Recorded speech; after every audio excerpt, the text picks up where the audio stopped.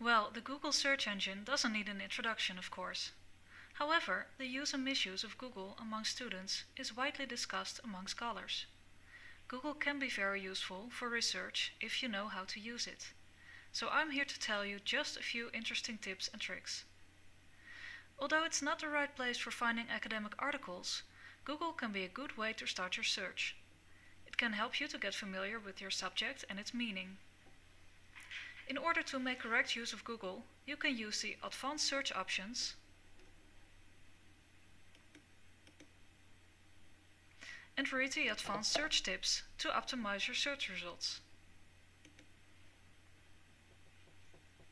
However, Google has a couple of options which aren't very well known, but nonetheless very useful indeed. You can find these on the Explore Google search page of Google. An example is the dictionary operator. By typing define, : followed by your keyword, Google comes up with a list of definitions.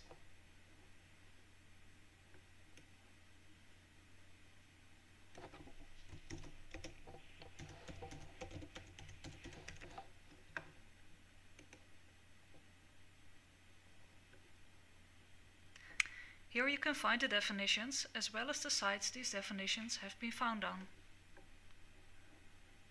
There is a large degree of variety within the results of your search, from a narrow definition by Princeton University to a very thorough explanation of the whole subject on Wikipedia.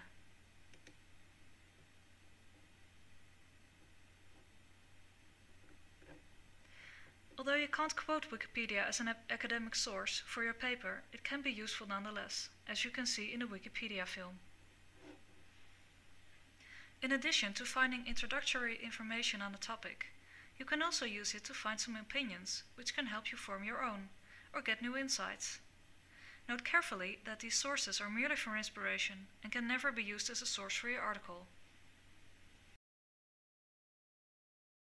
If you are looking for discussions or blogs on your topic, for example, type your topic in the search box.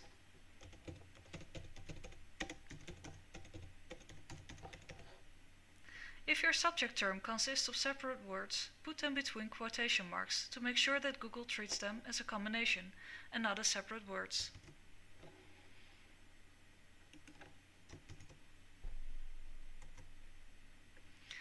Now choose the Show Options link on top of your results list. Here you can choose to refine your search by blogs or discussions. You can also add a time frame to your search. And voila, a list of blogs with all kinds of opinions on Bayesian probability.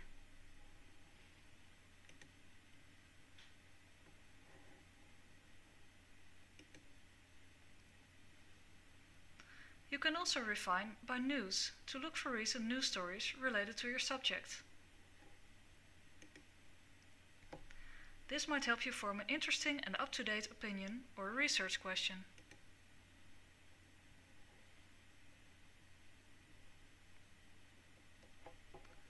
So, make good use of the options Google has to offer and let Google inspire your research topic. After you have formed your opinion, done some background reading and refined your search question, you can start gathering scientific information. For this, Google has an alternate search engine, Google Scholar. Google Scholar searches for scholarly information in university repositories, databases, open access websites, etc. As great as this sounds, Google Scholar has one big downside. Many of the databases it searches in only hand out references and an abstract. In order to read the full article, you have to get a paid subscription to this database. Let me demonstrate.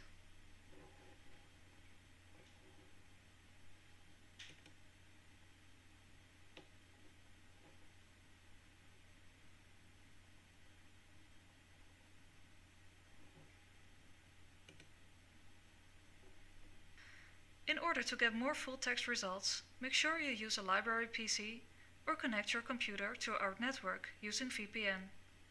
When connected to our network, at least you have access to the articles within the database the university library is subscribed to.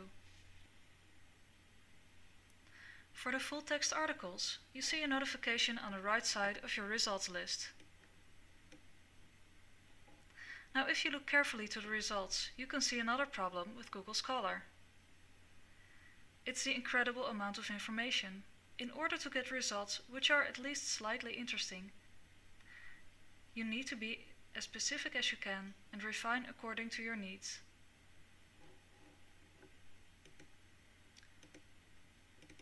Even when you search on a more specific term Bayesian probability, and remember, put it between quotation marks again,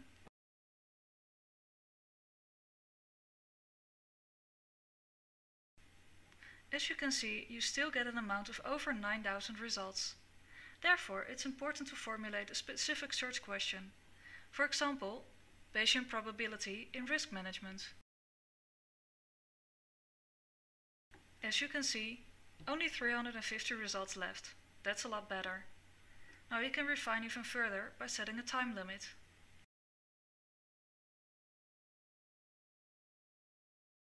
Now there, as you can see, you've narrowed your results down to 59. If you want to refine your search even more, you can use the advanced search options.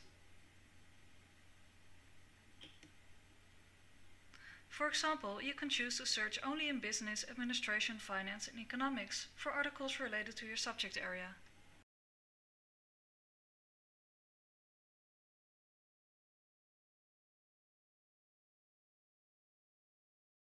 There are only 23 articles left, refined to meet the needs of your topic search.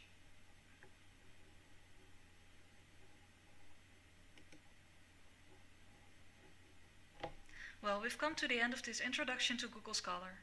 Now remember well, be as precise as you can in your search terms and refine your results by using the many refine options of Google Scholar.